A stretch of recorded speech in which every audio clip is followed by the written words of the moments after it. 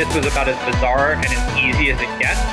So the number for me was a number that would allow me to never have to work again. I feel like we got top. I went from a sale of $500,000 to in debt. $192 million. This is Built to Sell Radio with your host, John Warlow. Hey there, it's John Warlow. Listen, if you're brand new to Built to Sell Radio, welcome. It's good to have you along for the ride. We've been doing this show now for 5 years. I've interviewed literally a different entrepreneur every week for the past 5 years. And I've taken some of their best practices, their tips and tricks and negotiation hacks, and distilled them all into a field guide. It's a book called The Art of Selling Your Business. And it is a little bit of a recipe card for you to punch above your weight when it comes to negotiating with an acquirer. You can get it at builttosell.com/selling. Welcome to another edition of Built to Sell Radio. My name is John Warlow, and our job here today is to help you punch above your weight when it comes to the sale of your company. And today, I don't think we will disappoint on that measure. We have a guest named Josh Delaney who's going to come clean with some really candid insight and tremendous hard-fought wisdom on how he sold his company, Fab CBD. You know, I got to tell you, one of the toughest things about hosting this show for you is trying to get owners to talk about what they sold their company for. Most owners are squeamish about it, and others can't reveal it because they're under non-disclosure agreement with the acquirer. But in this case, my next guest, Josh, actually can talk about it because the acquirer made a public press release about it. So it's all in the public domain. The fact that he sold Fab CBD for $13 million of cash, another $8 million in his acquirer's stock. It's a great story. And he talks a lot about how he built Fab CBD in just 4 years to more than $10 million of annual sales and more than $4 million of EBITDA, which is crazy when you think about it. He talks about the importance of affiliate marketing, in particular, the two types of affiliates and why one is better than the other in his view. You know, the word optionality comes up a lot in conversation these days, and I've never really understood it. So I got Josh to define it in his own words in this episode. And he talks a lot about why that was important to him. He also talks about not being too romantic about your business, so I think is fresh insight for a lot of entrepreneurs to hear. He also talks about the one thing that you must ensure if you're going to take stock for part or all of your company. So if your acquirer is offering stock, it's the one thing you need to make sure is the trading volume of that stock. He'll go into much more detail on the show. He talks about EBITDA arbitrage and how you can use it to your advantage in a negotiation. And finally, we get a definition of a put and call option and how Josh used that to get some more optionality in his deal. Here to tell you his entire story in all the gory details is Josh Delaney.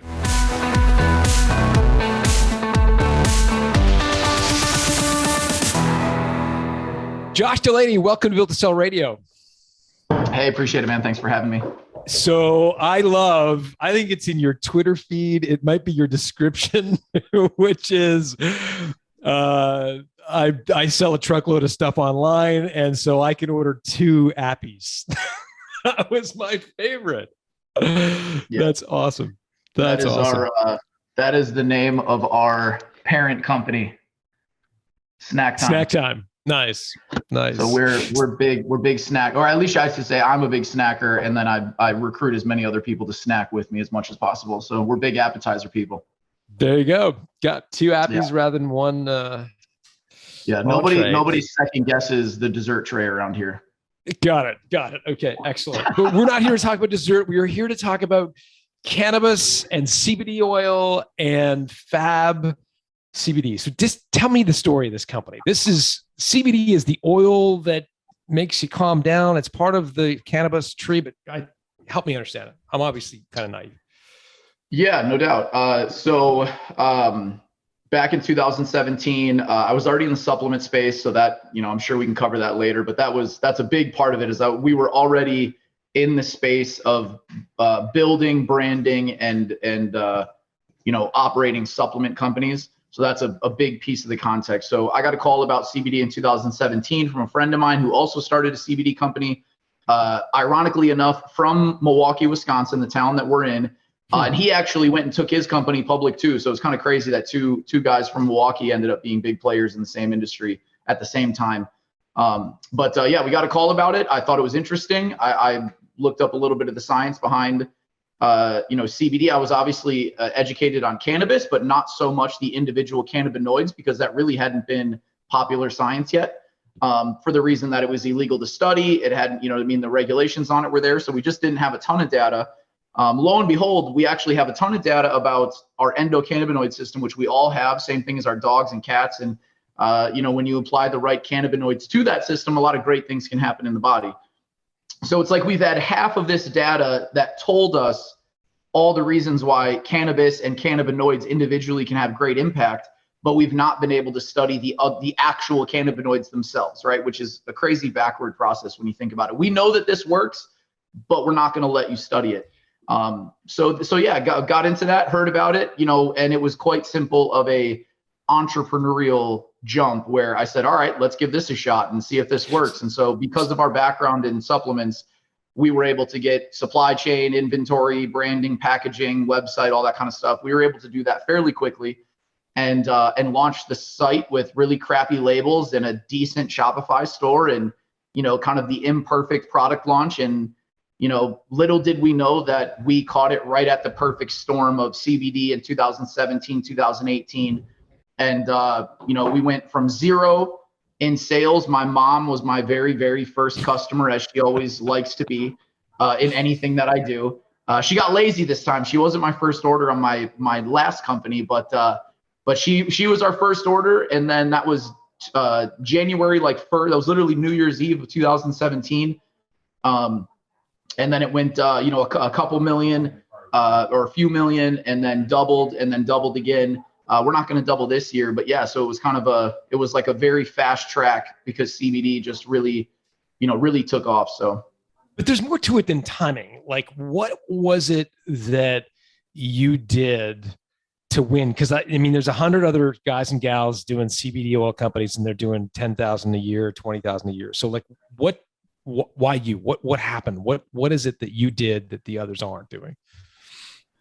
I guess a lot of that comes from already had the history of building a brand and building products. And so for most people, that would take years. It took me a decade and a half to figure out how to do that quickly and easily, what to ask manufacturers, what to ask packaging guys, all that kind of stuff.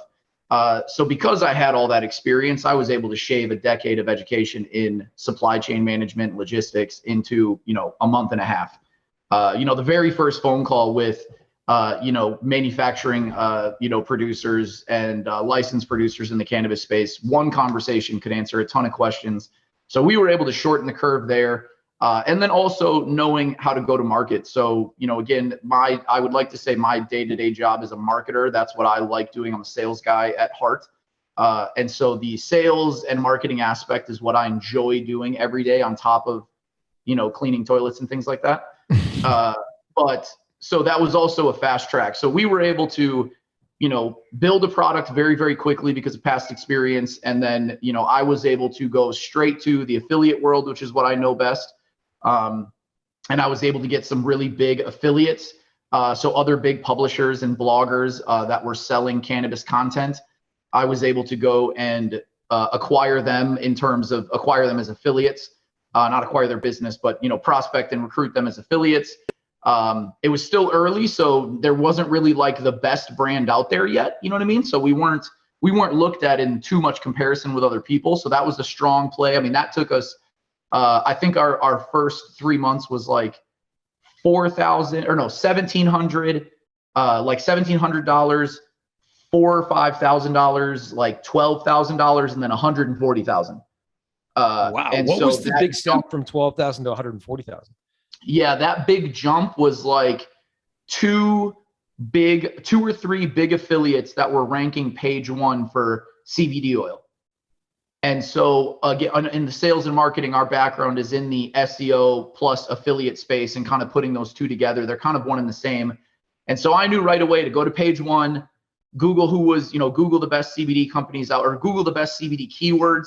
And then from those keywords, go and recruit those affiliates And so the second, it's an instant change. So the second you get the approval of that affiliate, you negotiate the deal with them, and then they put you number one on their website that is ranking page one for CBD oil or CBD cream or whatever it was, CBD gummies. Those sales are instant. It's the second they hit it, they hit go, and then you're live on that page. I mean, your sales are instantaneous. And so we hit that really, really hard for the first 12 months, along with many other things. But that was really the process to take off. Was got the products done in a month and a half, got the website done in that same time, got our bearings for like, now we have a company to grow. And then we hit Google and searched, the best keywords. And then I went and recruited the best affiliates out there for those keywords. And that's what took us to have a real business. Then from there, kind of, there's all sorts of stuff after that, but that was the real takeoff point that like set us up to where I backed away and said, okay, guys, we got something here. Let's really like build this now. Got it. So I just want to dig in a little bit. So with regards to CBD oil, you were not manufacturing it, as I understand it. You were buying it from manufacturers who had been licensed legally, presumably, and then you were you were buying the oil. Were you drop shipping, or did you actually take possession of the oil? Yep. Yeah. So my particular business model in all of our businesses is not to own any of the back of the house. We can stay really, really lean. I mean, right now, as we have this interview, I've got 2 other people in my office. Wow. And then we've got about a handful of contractors, but I like to stay really lean. And a key word for me is optionality. When you start to own all those pieces, you lose your optionality as an entrepreneur. I can't move as quickly or get in and out of something as quickly. So we don't like to own anything on the back of the house, but yes, we do like to control our supply chain. So what that means is, yes, we did take possession of our products and put them in a warehouse. So we co-contract a 3PL warehouse. We What's don't own 3PL that. stand for? What's that? What's 3PL stand for? I've never heard of that. So a third-party logistics company. So a shipping and receiving company. Yep. Got it. Thank you. So we physically we had our hand in every single step of the way, and is myself and our operations director, Emily. So we touch every piece. So from the raw oil itself to the flavor they're using in it, whether it's organic or not, how the plants are being grown. We kind of require, we don't always go out and see it, but we require pictures and documentation and testing results and certification documentation and all that kind of stuff in every single point of the process. So we kind of do have control even without owning it. And then the last piece was, we have all the products shipped to us. And then our warehouse is about 15 minutes away. So again, we don't own it and we don't necessarily control it within our company, but I can get in the car right now and I can go check an order. I can go check quality control. I can go check how our product is sitting on the shelf before it goes out. Got it. And so that was a part of strategy, is that, we have a couple of things close by that really matter. And the rest of it, can be outsourced wherever else. But yeah. Makes sense. For folks listening, they may not be familiar. So the internet marketers and folks will definitely know affiliate marketing, but for some people, affiliate marketing may be somewhat of a new term. Could you take a stab at describing it for layman sure. listeners? What you mean by an affiliate relationship? Yeah, I will ruin the internet for everyone out there. So as my wife says it to me now. So affiliate marketing is simply other people selling, someone selling other people's products.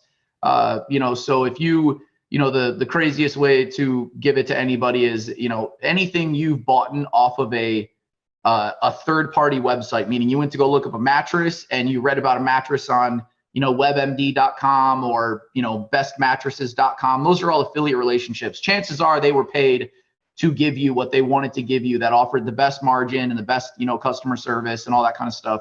So usually you can trust what an affiliate is putting out there, because affiliates want to make a lot of money long-term for the most part, not all of them. And so they are more likely to have really truly the best product with the best service, and they ship on time, and that company actually pays them on time. A big problem in affiliate space is companies like mine or, whoever else, they may not pay on time. So that affiliate's like, listen, you have a great product, but you guys never pay me on time, or you never pay me at all. So I'm going to put Joe Blow here as a number one referrer. So And it's all over the place. 9 times out of 10, anything you're buying on the internet from a third-party website, they're being paid to tell you what that is. From a brand's perspective, it's like one of the best ways to market, in my opinion. It's the fastest way to revenue. It's the fastest way to credibility. It's the fastest way to new customers. I mean, going and learning how to find affiliates for your business in some way, shape, or form, it is just the fastest way to success and give you sales quickly. So I'm a big fan of it. And what would a typical affiliate relationship look like? I'd be curious about the mechanics, the commercial relationship. So you're paying them a commission on sales, presumably. What percentage would you pay, and when would that money actually move from you to them? Totally. Typically, you have 2 ways of paying an affiliate. One's called CPA, so a cost per acquisition. That's typically all their money up front. So those affiliates I usually like to stay away from because they want all their money up front for a reason. They come and go. And so let's say your average order is $100. Like ours is, I'll give you our exact numbers. So our average order is like $110 to $120. And so that's the number I use. That's the top number I use to pitch affiliates is, hey guys, I'm making $110 to $120 per order. That's the pile of money we get to do a deal with. On a CPA level, which they want that one time, it's a one-time commission. They typically want 50 to 100% of that first order, usually much higher than 50. It's probably closer to like 75% to 100%. So, $85 to $110, they want all of that on that first order because they know that you're going to make it on the back end, right? Got it. And so they're incentivized to get a bunch of those first orders. So that's one way to do it. The second way to do it is on a recurring revenue model. That is what I prefer to do because it keeps everyone's skin in the game. Now you're going to pay out more money long-term, but it's also less work long-term because you have a longer relationship. So you kind of got to see the light at the end of the tunnel to make those kinds of deals, which I've done this for a while. So I know that it works out in the end. So that's a lot less. So my average, deal is between 20 and 25% on the front end and, 15 to 20% on the back end, meaning on that very first sale, I'll pay you 25% commission. And on every sale after that, whether it comes from my emails or it comes from my Black Friday campaign or it comes from all the work we do as a company, which costs a lot of money, I'll still give you a little percentage of that, even though I'm paying to retain those customers over and over and over again to get my lifetime value out of them. I will give you another cut of that customer, forever. And so I prefer that model because, again, it's a longer term relationship. And now the numbers that I get to pitch, which is also a part of Fab CBD's success, is that the numbers I get to pitch is not just that first sale number. I can go back and tell them now, guys, I've got 3-4 years of data that shows how much I've paid this affiliate on the back end. So they made, $250,000 on their first time sales, but then I've paid them another $400,000 on their recurring sales. That is a big value to these affiliates. And we've got affiliates we've paid millions of dollars to. And, they've quite honestly probably for just us, and we're not the only one out there, they've probably created a really good living for themselves just off of Fab commissions, let alone all their other commissions from other companies because of that recurring model. And so I prefer that. I'm a generous entrepreneur, I would say. So that's the conversation I like to have. And I think that is what I think more entrepreneurs should buy into is, hey guys, have a longer vision and allow other people to buy into your vision somehow, and you'll just have less work to do down the road. And so, we got a lot of guys that promote us long-term because they know they're getting kickbacks, on every single order, and just makes our jobs a lot easier. That's awesome. You mentioned kickbacks. Of course, that's a bit of a dirty word. Some people have a negative connotation. Do they have to disclose the spiffs commissions they're earning? Do they have to do that, or is it just kind of recommended, or what's that? No, I don't think affiliates have to. I think they have to disclose that they're an affiliate, but I don't think it's like a promotion, it's sponsored, so to speak. But no, they don't have. I don't think they have to disclose dollar amounts or what it is or anything like that. But again, you're talking the biggest websites on the planet are affiliates. You know what I mean? And you would never know it. That's why my wife yells at me and says, Josh, I'll never buy I'll never buy anything else off the internet again without second guessing who I'm buying this from. You've ruined it for me forever. Yeah. I love it. Okay, so this business gets off to a really fast start, which I love. You get up to like, what was you were sort of around 10 million in revenue when you decided to sell something in that? Yeah, last year it was like 11.5 million. It wasn't 12. It was shy of 12 million. So it was like 11.5 million last year. Got it. And so we did like 2.5 and then like 5.5 and then 11.5. We won't double again this year. We'll probably do the same, a little bit more this year, but yeah, that was the track record on it. And again, largely through affiliates and SEO, affiliate marketing and search engine optimization. Was that? Yeah, I would say it was probably like 40%, 30 to 40% affiliates, 15% paid media. So like display, banner, Facebook, Instagram, stuff like that. Mm-hmm.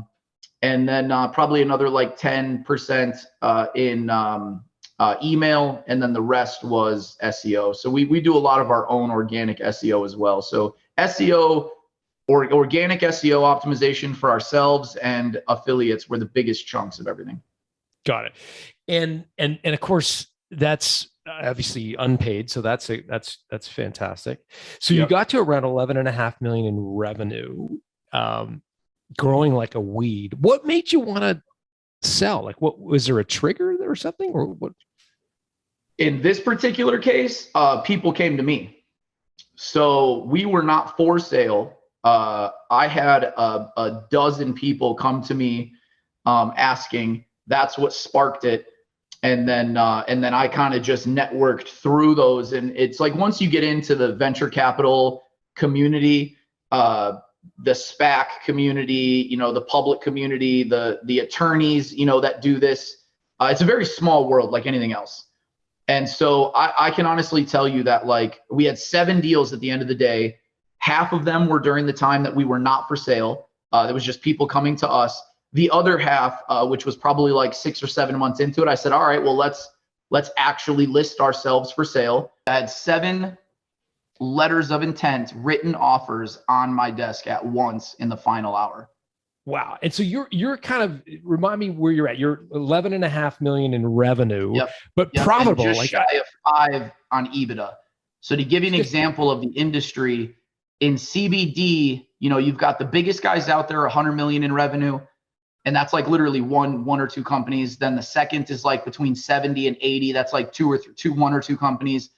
And so then you've got maybe a couple more that are in the 30 to 50. So that's like literally like maybe 5 to 7 companies. And then you've got like the 10 to 25, right? So I would consider myself in like the top 15 of companies, and probably in that like 9 to 15 range. You know what I mean? Like I'm in that, I'm in the bottom half of that. But the big kicker here, which on why I was getting a lot of offers, and some of those bigger companies were actually some of the offers. So I had 2 of those top 10 companies were also 2 companies that were making an offer. And the big reality is a lot of them didn't have cash. And so they wanted me to buy in all stock, and I wanted cash. I wanted this to be, I'm in the middle of my career. So for me, it was like, listen, I'm not trying to go another quarter of my career and not get that cash payout. I've already been chugging along for 15 years. I've done well, but I want the big cash payout. I'll take stock, but I want big cash at this particular time in my life. And so my advantage, which was a lot of these other companies' disadvantages for not being able to sell or be as valuable, is they were making 30, 40, $50 million in revenue, but they were negative 5 million in EBITDA. I made, and a very successful company is, 30 million in revenue and 5 million in EBITDA. That's what right now in the industry today, that is a successful CBD company. 10, 15% EBITDA margins. Yeah, I was 11.5 million last year at 5 million EBITDA. That's blowing my mind. Like, how is it possible that you make 40 points after you sell? Like, it was like 4, you have the sheet there, but it was like 4.5, 4.6, something like that. It's crazy. It's crazy. But like, because you're also paying these affiliates 15% on the long term. How on earth did you make 40 points of margin selling CBD oil? Like, I'm guessing the oil itself is pretty cheap to buy then. I'm trying to make the math work in my head. So the crazy part is that in 2017 and 18, it was not cheap. So I did not start this company on these like ridiculous margins to like kill people. That was not what happened. It looks like it now, but no, back in, to give you an idea of price points. So a kilo of oil, right? So like the metric of oil that we would buy, that was, we had it we call it blended. So it flavoring, MCT oil as a carrier, because you got to carry the CBD oil throughout the body, and a fatty acid does that. So you got CBD, you got hemp extract, you got the right amount of cannabinoids, you've got MCT oil in there as a carrier, and then you've got your flavoring. And we use like organic natural flavoring. So that kilo of that oil back in 2017 was $16,000 per kilo. Okay. Today, that same exact kilo, that same exact bulk metric of oil is about 2,000. Wow. So you're talking we still had good margins back then, but like what it's turned into. So really the situation we're in now is we could drop prices, but like that is the value of it. And the acquisition of customers is getting more expensive. So we're Sure. keeping our prices where we're at. But yeah, it was a point of, we just ran really lean. We didn't buy stupid stuff. You know what I mean? I'm a tried and true like laptop entrepreneur. So anything above like our office right now, this is the first office, probably the second office I've had in 15 years. I am a tried and true laptop entrepreneur. I mean, I coffee shop, laptop, and make millions of dollars on the internet, and our contractors are around the country. Now we've got real estate, we've got multiple brands, we've got multiple things. So, but even still today, we have a very, small office. And for those listening and not watching on YouTube, Josh just gave us a little scan of his office, and it's great, funky, but not huge. It's right? Small. We pay $1,700 in rent. There's people out there that they're running the same shop we do, and they, are complaining about money, and it's just like, well, what's your rent? Oh, we paid $9,000 in rent. I'm like, for what? For what? That's an extra $100,000 a year. Like, that's crazy. So we're very much those people. You're making almost $5 million a year on $11.5 million in sales. So like, are you pocketing $5.5 million a year, or are you reinvesting all of that in the years leading up to the sale? Like, are you able to pocket a ton of money, or do you have to reinvest it? Yep. So we, again, being like the style of entrepreneur that I am, and kind of what has bled into the team that we've built, I'll answer the question with this kind of funny story. I don't remember what year it was. Maybe it was like 19. But the goal that Emily, my operations director, had come Black Friday, because we were dumping so much money into growth, we were like, let's go, double. I think it was like 19 or something. The only goal she had for the end of the year, like inventory buying and logistics management, I said, Emily, listen, if we get to 0 in the bank account, that's a win. I'm good with that. If you go negative, we lost. I was like, but you can buy what you got to buy, do what you got to do. Just don't go literally below 0. Do not go negative $1, but you can go to 0 in the bank account. And that's okay. Because it just so happened that we were like right about there. It was like, we had like $1 million, but we had to spend $1 million. And it was right around there where it was like, hey, we might be like negative $10. We might get an overdraft charge for $35. But we are very much into that. We like that. It keeps us hungry. But then come 2020, no, we were very much like in the cash. After I think that was like the last kind of like phase we went through, that reinvest. And then come 2020, we definitely had money. We were still investing a ton, but we definitely had a lot of money left over still.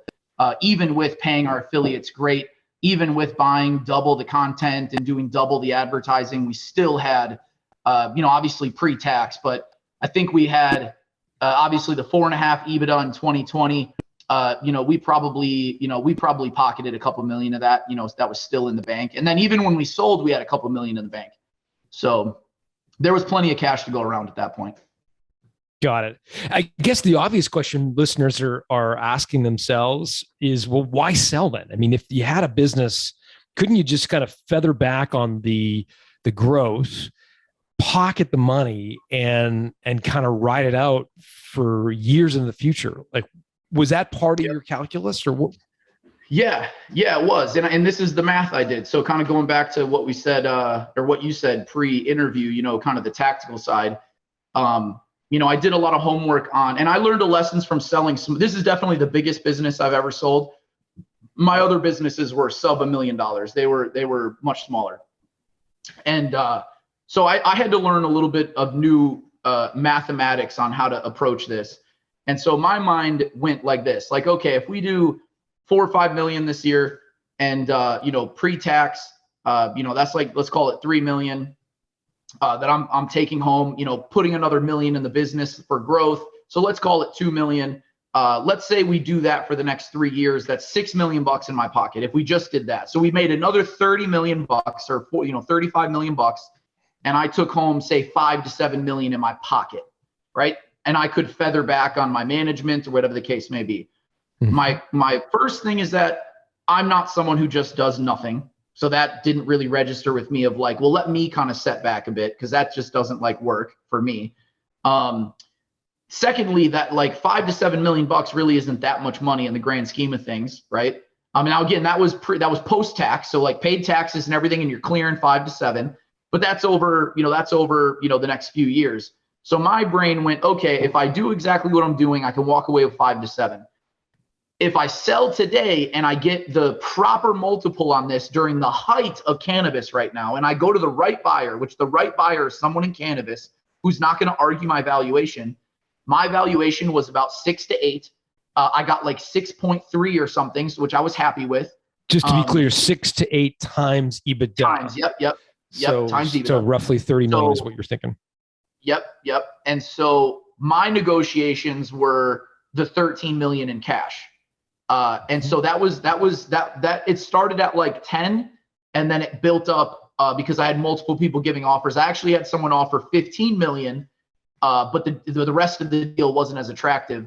So my thing was I want 13 million. And the reason I got 13 million was that was more like 6-7 years of work. You know what I mean? I was like, if I can, because here was I can't remember who told me this, but somebody much smarter than me in the internet world told me this, that selling a business at this size or higher is not about the money you're going to get. It's not about making more money. It is about acquiring more time. And that really, really hit home for me. So that was really how I started looking at the deal, was not in the dollar amounts, but what did the dollar equate to time wise? And so that was the real mathematics that ended it for me, was if I keep doing what I'm doing, it'll take me 3-4 years to acquire, $5, $6, $7, $8 million cash post-tax. And who knows what the business will do? Who knows where we'll be? You have no idea. Or I could compress, 8 years or whatever that is. I could compress double the years into one transaction. I could literally get that time in money today and then get the same amount of time in money. I actually got more of it in stock that I can cash out within the next couple of years. So the way that I looked at it for why sell was I was able to acquire the next 20 years of my life and wealth in one transaction, rather than taking the chance on, hey, this thing may go for another 3, 4, 5 years. Maybe I'll make 5, 6, 7 million in my pocket, but maybe I won't. Such a great, I'm so glad that you shared that story and with such candor, because I think that is a really important lesson, because we hear it a lot from entrepreneurs saying, oh, I'll just keep it and I'd make the same in 3 or 4 years as I would if I sold it. But you've just laid out the math, and I think your math is spot on. And I think that makes a ton of sense. And I love your comment about not more money, acquiring more time, because life is short and you've got lots of things you want to go do. So the structure in the sense of money, in the sense of like the actual dollar amount, again, speaking to the audience that you said you have here, it's like for people that are already making $1 million a year or $2 million a year, like what's another 5 million? What's it going to do? You know what I mean? Like that's not changing your life. And so in the reality of being a hungry entrepreneur, I wasn't interested in anything that was like 2-3 years. You know what I mean? It was like, listen, guys, I've been working for 15 to get this. So I'm not going to work for 15 years to make a 2-year transaction. That's going to change my life for 2 years or 3 years as an entrepreneur. And that was a big lesson that I had told my team about. I said, listen, guys, this is great. And everyone got big paydays when we sold. Everyone was really excited on the team. But it was also the lesson of like, listen, guys, you saw what it takes to build a business. $1 million can be gone today. Like we can go spend $1 million today. We can go spend $5 million building a company that may or may not work today. Like that money is very easy to spend when you're in the thick of a business and you're launching something, or you're building a product, or you're building a software, or whatever the case may be. Sure. That money can just be gone if you're not careful. And so we took that into consideration of like what we wanted to build in the future. And that little bit of money, if we kept the business, was not enough for us to do what we want to do, which was, is 10x what we're doing right now. And I think that thought process, along with something that I've had to learn, which again, I think a lot of people miss, is you're too romantic with it. I told these guys, I told all the buyers, they kind of gave me a lot of the romantic questions. Well, yeah, why you sell and what does this mean? I said, listen, guys, I'm gonna be real upfront. I am not romantic with CBD. I do not go to bed dreaming about CBD. I love it and I'm great at what I do. And we're one of the best CBD companies in the world. But I am not romantic with this. Like this doesn't mean the world to me in terms of, this was an idea we had in 2017. We executed, we were logical, we were practical, we were fiscally responsible, and we built a great business that is now worth X dollars to you. That's it. And we're continuing to build it. We still own 20%, so we still are hungry for it. But I was not like this mystical, romantic, entrepreneur about this thing we built. So we had to keep it very practical in order to get the deal we wanted, which was exactly why it happened the way it did. When it came to the final table, I said, listen, guys, I want this much cash. I'm good with this much stock. I want this part of the deal. And hey, it's yours to lose or take. And I'm willing to sign the papers today if we can get that done. There's a little bit for you, a little bit for me. And, I'm okay with that. Let's go. I'm not going to get a sticking point on something that is, that I'm trying to be romantic with, so to speak. Or that I feel that I deserve or something. You know what I mean? Yeah, totally. No, I 100%. Yeah. So the ultimate acquirer was High Tide. They reported the numbers. I think it was an implied valuation of almost 26 million, which represented 6 times your normalized EBITDA. Correct. And you got, I think, just shy of 13 million cash and 8 million common shares. That sound about right? Something. Yep. So I got about just shy of 21 million total, and the value, and then the 20%, which is worth, another 5 to 6 million. So that's that 26 number. And the value to me there is High Tide is the first retail cannabis company on NASDAQ. And so my value there was, I'm probably going to make, now this is a guess, but I'm hoping to make double my stock money. So to me, the deal is actually closer to like a 30 million, rather than the 26, because that 8 in stock, I think is going to double, because they're doing a great job as a company themselves, and they're making big strides. And so that was part of give me the cash. The stock I'm not as worried about. I'll keep 20% that you can buy back later at my same valuation. So I still have, whatever that is, 12, 15 million bucks in cash on the line to make the deal go good. So that was cool for me, because I said, listen, we're still hungry. We can still build, and there's still meat on the bone here. And in the next 2 years, we can pull that meat off, and it's worth another double deal, basically. Yeah. Got it. This is super helpful, because I think a lot of people listening to this have been a bit queasy, uneasy, unsettled about accepting stock as part of their compensation in a deal. Now, for you, it sounds like a big chunk up front in cash was important. Like that was that mitigated that exact risk. So that's most of the time when you're taking a stock deal, it's 2 things. How much cash did you get to keep you happy?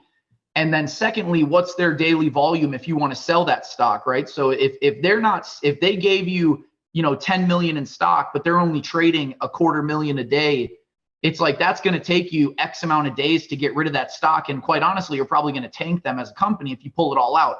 So with High Tide, they were trading a lot of volume. So if I really, really wanted to, I could pull stock out every day, and it wouldn't cripple them. It wasn't a huge deal. So that was a safety net for me because I'm typically no stock. I'm the same way as everybody else. But those are the things you have to look at is, am I getting any cash? And can I liquidate this stock? Is this company successful enough for me to liquidate? Usually they're not successful enough to liquidate. And that's where that thought process comes from, is you get all these guys that sold for stock, they could never cash it out. And then there's the bad reputation. But if you're getting stock in a company that can be liquidated, then it's pretty safe. I mean, then it's just a matter of your lockup time. Yeah. And so your stock in High Tide, big, publicly traded cannabis company, Do you have to hold it for a period of time, and after which you're allowed to sell? Like, how does that work? So we negotiated on a schedule. The schedules went all the way up to 4 years, which I was not okay with. So we brought it down to 2. So the Canadian Canadian legal release is 4 months and 1 day. But then they went to NASDAQ. So I have 5 payout schedules. 4 months and 1 day. I got like 30%, like 35%. So that was like my biggest chunk I just got like a month ago. So that was like $2.5 million. Then it's 6 months, 12 months, 18 months, and 24. So I get an equal release. I got like 35%, I believe it was, on the 4 month 1 day. Then it's the rest split evenly over the next 4 payouts. So I essentially am still going to get that stock over the next 2 years, and that's an incentive for me. It's also make sure that High Tide trusts me, because I know, hey, Josh is the second biggest shareholder. He's not going anywhere. He's got skin in the game, right? Like if Josh messes up, he messes up his own deal.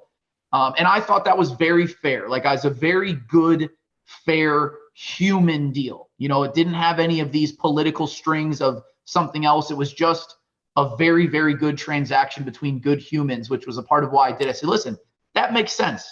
This makes very good sense for you. This makes very good sense for me. And if you can come off that cash, this is a win-win for everybody.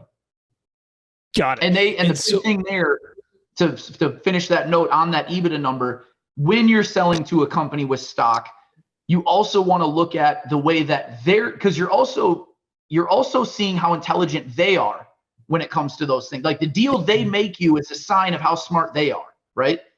And so with my deal, they were currently trading at 24 times EBITDA. They bought me for 6 times EBITDA. So they were doing backflips. They were doing backflips. Now we saw that. So we knew that, like, okay, you guys aren't stupid.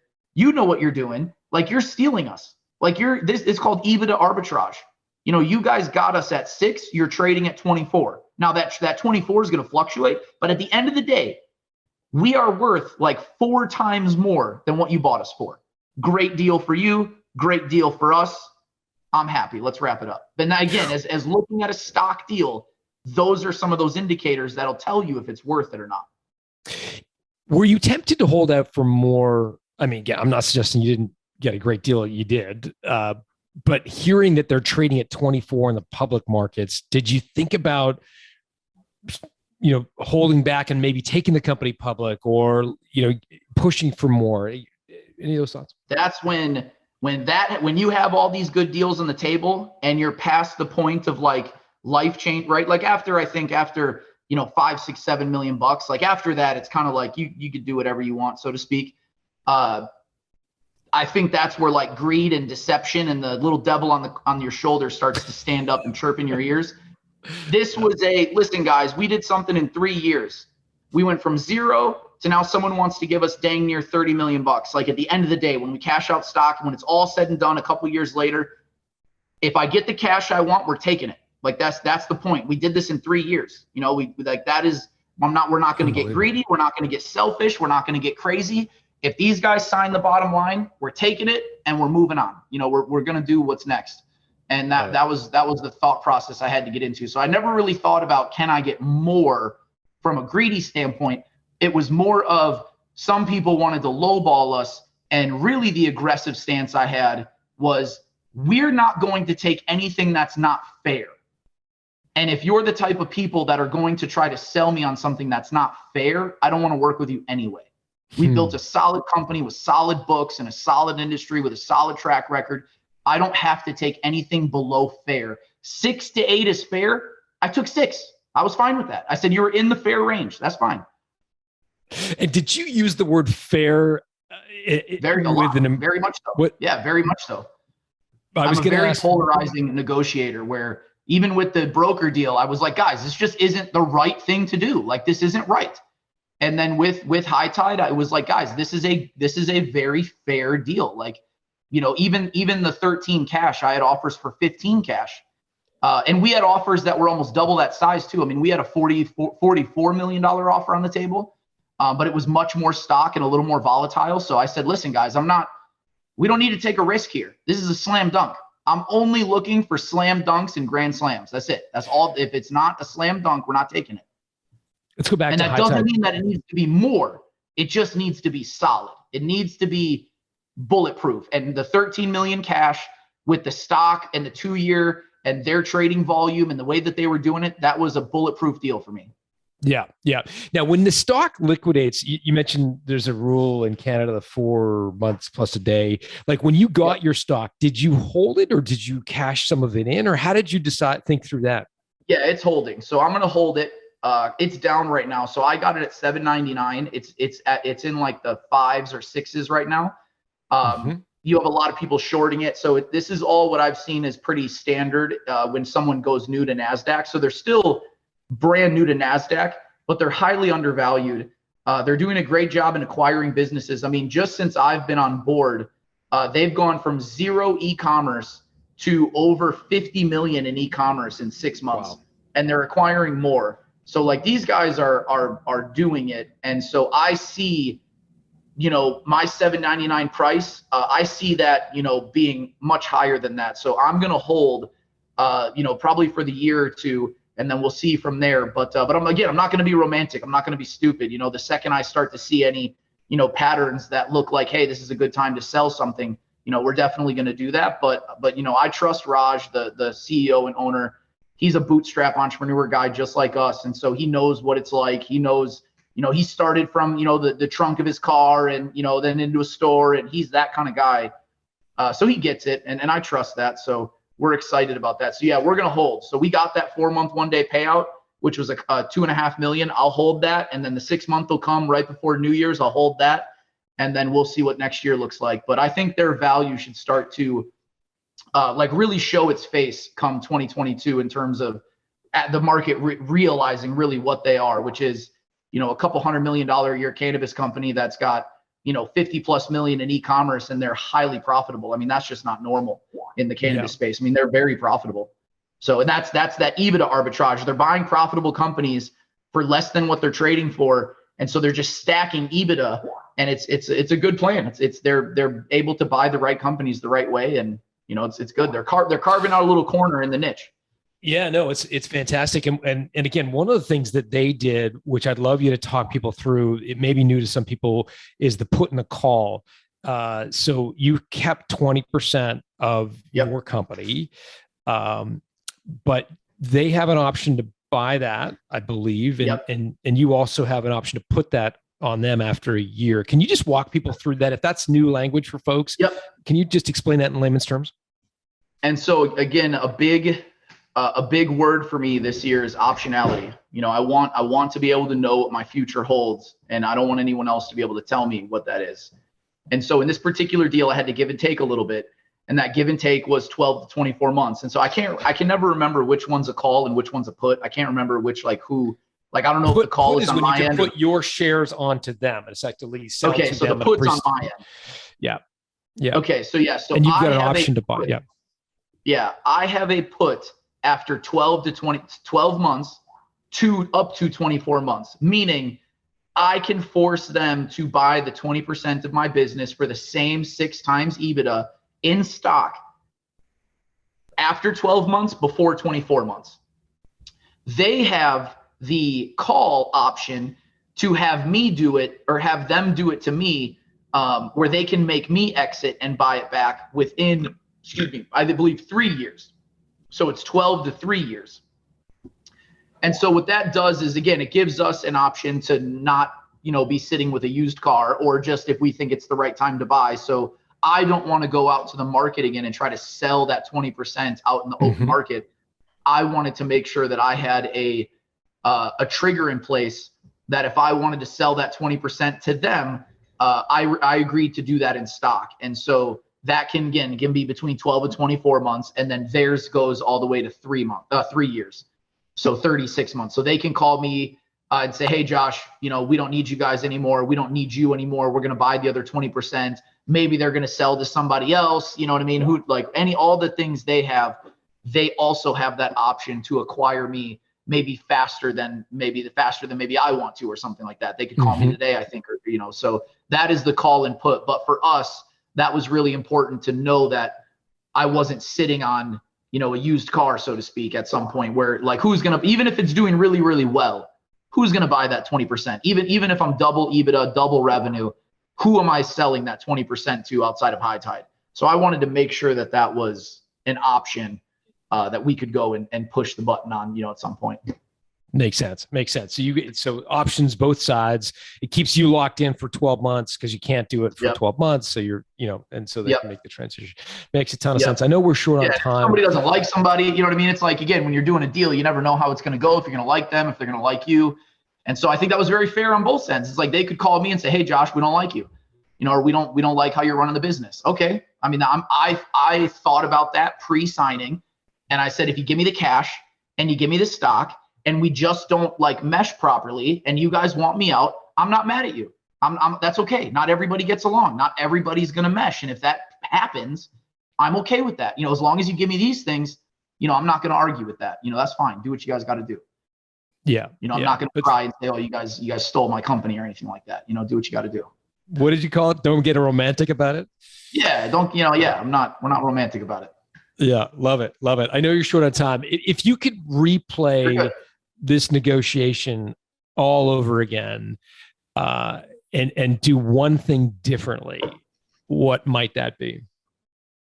The most obvious is the broker part. So I would have had all of my deal points in a row, and then brought them to a broker. So it's not that using a broker is bad. I actually have a lot of now good friends who are brokers who do a phenomenal job, and they're guys that have sold businesses for high valuations, and they became a broker because they're just in it so much.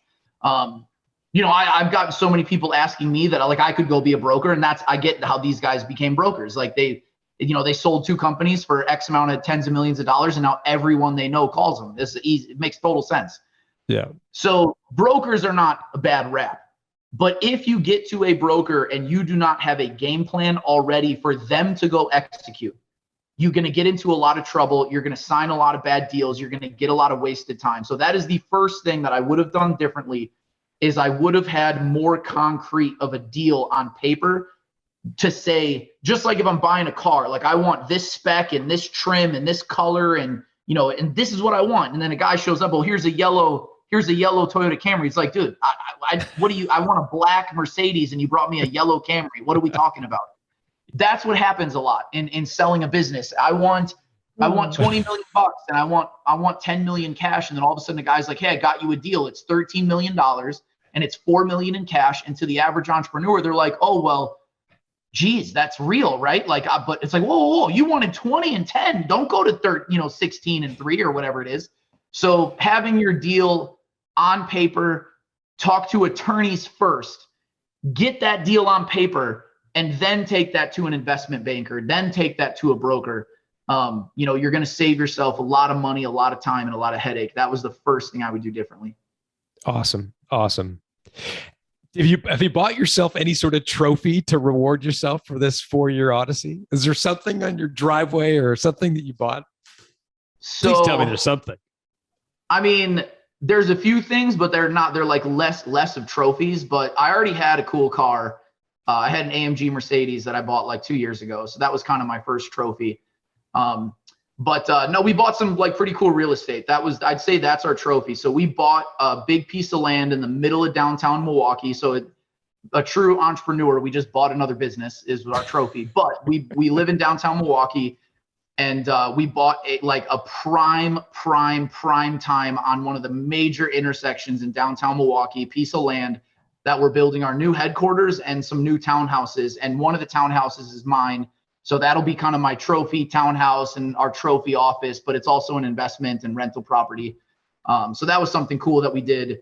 We did that kind of prior to the sale, but that's something that's really going to come out cool that, we'll have a really cool piece of real estate that we can all call our own. And a big part of it'll be that, we did this deal and that was it. But yeah, so I would say that.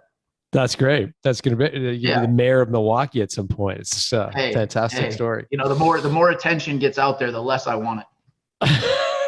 Listen, man, Milwaukee's on the upswing. There was a time where it was I've heard a lot about it. So it's great. We are the NBA reigning champions. I will take that. I'm a big Bucks fan, but Are you? You know, on that same note, I would say we like to do cool stuff with our money. So for us, like we try to do a lot of charity. We wrote a lot of checks to the whole team. You know, I gave away over $1 million when the deal was done. So that was big checks to the team, big checks to some of our big affiliate partners, you know, stuff like that. I bought my parents a couple of brand new cars. That was cool, you know, but like we like that stuff, you know, I mean, we like cars and all that. And everyone here drives a nice new car, but like that was the stuff that really makes it good, is giving away a lot of money. Who's the we? Probably just our team in the office here. Okay. I mean, yeah. Got it. Yeah. Well, listen, this has been fantastic. I am so grateful for your candor and amazing advice you've shared for a lot of folks. So that's amazing. Where can people reach you if they wanted to reach out? I would say probably the fastest and easiest would probably be Instagram, which my handle is the easiest. I am Josh Delaney. So just my name with an IAM in front of it. That's probably the fastest, easiest social media to get me at. And then everything, I'm one of those guys that have like no followers, but I post our business stuff every day. People are probably like, all right, Josh, we get it. We're all your friends. We get it. So, well, hopefully we can get you a couple more followers. I am Josh Delaney on Instagram is the best place to reach you. We'll put that in the show notes at builttosell.com. Josh, thanks for doing this. Hey, I appreciate you, John. Thanks so much, man. Congrats to your success as well. Hey, if you like today's episode, you're going to love my new book, The Art of Selling Your Business. The book was inspired by the cohort of my guests over the years who have been able to negotiate an exit far better than the benchmark in their industry, sometimes 2 or 3 times more than I would have expected. I was curious to understand the tactics and strategies of these entrepreneurs and what they do differently from average performers. The result is a playbook for punching above your weight when it comes to selling your business. To learn more, go to builttosell.com/selling, where we put together a collection of gifts for listeners who order the book. Just go to builttosell.com/selling. Built to Sell Radio is produced by Haley Parkhill. Our audio and video engineer is Dennis Labataglia. If you like what you've just heard, subscribe to get a new episode delivered to your inbox each week. Just go to builttosell.com.